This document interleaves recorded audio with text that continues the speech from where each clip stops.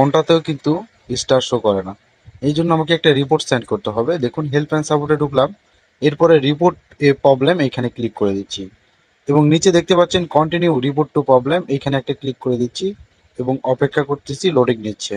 যে কোনোভাবেই report send করতে পারবেন। উপরে গ্রিনটাতে ক্লিক করে দিয়েছি, যাই হোক তারপরে নিচে চলে আসুন, দেখতে পাচ্ছেন প্রোফাইল লেখা আছে, যেহেতু আমার প্রোফাইল সেহেতু প্রোফাইল সিলেক্ট করে দিতে হবে। এইখানে আমার এই লেখাটা দেখে রাখুন, আপনার এক একজনের এক এক রকম রিপোর্টের রিপোর্ট করতে হয়। তো আমার এই ধরনের একটা প্রবলেম, আমি এই জন্য এইটা কপি করে এখানে পেস্ট করে দিচ্ছি এবং আপলোড করে দিব কোন সমস্যাটা হয়েছে। আমি এখান থেকে এই যে পোস্টে এটা অন করতে পারতেছি না, আমি আরও কিন্তু ফটো আপলোড করতে পারবো।